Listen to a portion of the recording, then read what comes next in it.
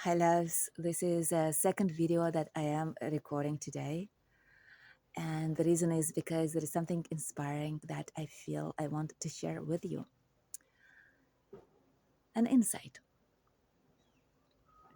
So lately, I've started having these experiences where people are really welcoming me into their spaces and I feel super cared for, like really cared for, really welcomed. And that wasn't my experience just a short while ago. In the first few months of coming back to Canada, I was asked to leave a few times. I was rejected by people that first invited me. The way I've experienced that I was rejected, yeah, because I was asked to leave. And that was painful. And as I was sharing all those experiences here on Facebook, if you haven't watched those videos, you can go back. You'll see them. It was quite painful, especially my last experience of going through that. As I was sharing them on Facebook, one of the comments was the comment that came from, I know, from a place of care, but still it was a little bit like, ooh, vulnerable for me to receive that. That comment said that, Mahaya, we support you, but I wonder why you keep getting those experiences of rejection. And it is a good question. The question that I was asking myself whenever those things were happening, why do I get this experience? I know I'm doing my best. And I know that in general, I bring so much value to where I am. And I know that I'm quite a tuned human being. You know, it's like I'm attuned to the needs of others, and I'm I'm good in communicating. And I've had amazing experiences of staying with others and living in a community, and yeah, all of that. So I was asking myself this question: what is happening here?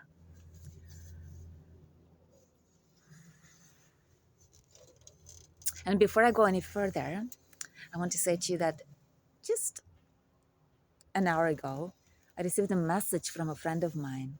There are some friends that I exchange voicemail messages with, which is how this kind of communication. And here it is. I received this voicemail, and he shared with me that he's just reading this book, and there's this interesting definition of what enlightenment means. And that definition is that enlightenment is the state of the utmost inner connection with oneself. The state of utmost inner connection with oneself. I love that definition. And the reason I'm sharing with you about this definition of enlightenment is because most of us did get in touch.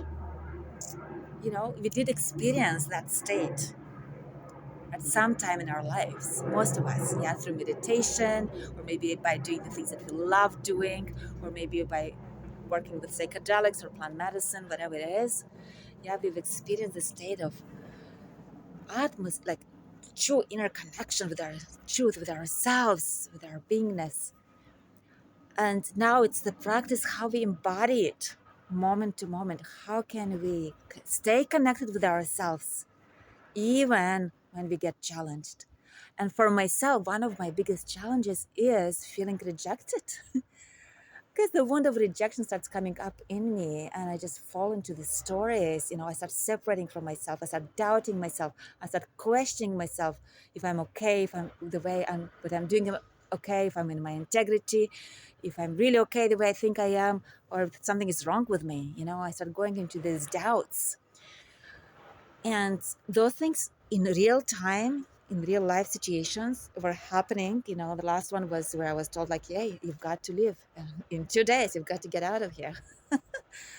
And it wasn't a place where I was like invited and like, oh my gosh, Mahaya, I love you so much. And I want you to just come here and not do anything and just enjoy yourself and just have this house for a month. And, you know, it's like after all of that, having this experience where the person saying to me, you've got to get out of here. And we have only 2 days. So that's huge, right? That's huge how painful it is. And what I was learning is to stay connected with myself. My mind wants to go into doubt and wants to make me wrong and to make me start losing myself. Yeah, it wants to go into this disconnection, dissociation, whatever it is.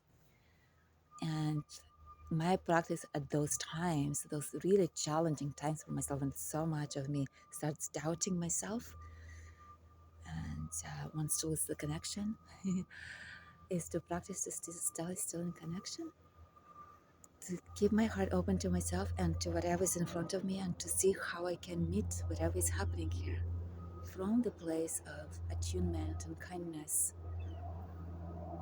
and curiosity. And how can we work with it? And to me, that's the path.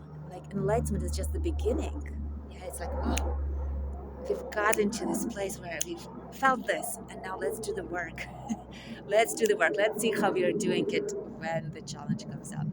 Yeah, there is a book, really great book that I read about it. It's called "After the Ecstasy is the Laundry."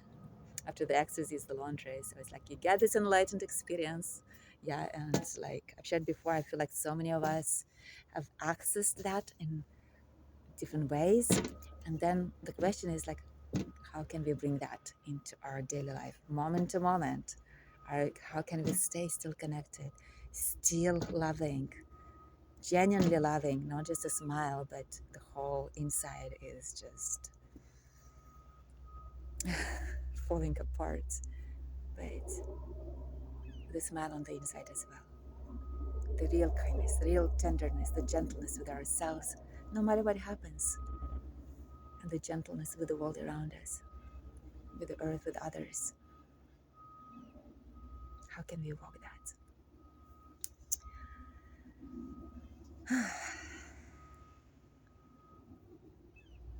So I'm grateful, so grateful for actually receiving those experiences where I could choose to do something different.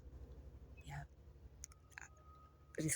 receiving those experiences of actual rejection, like real, intense, real time rejection, and having the capacity at that time to choose something different than I've done before. Not to go into disconnection, not to start judging myself, not to start falling into stories, not to start turning away from the person that this is happening with, but staying connected, staying curious, staying loving, keeping the heart open. And I would not be able to do that by myself. No. I only could do that because I had some good friends I could reach out to. And friends, people who see me, who know me, who could mirror to me, back me, so that I remember my truth, so I can see things for what they are, so I don't lose myself.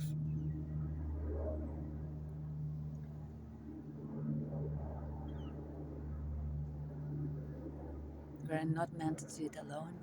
We need each other on this path of embodiment. I know I would never be able to do what I am doing alone in my own inner work. I'm so grateful to all these people in my life who helped me, and to all of you as well.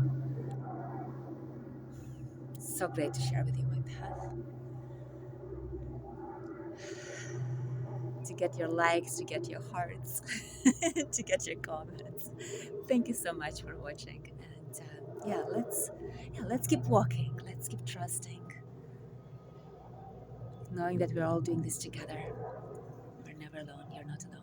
I am not alone. So let's stay in touch. Sending you so much love, and I'll talk to you very soon.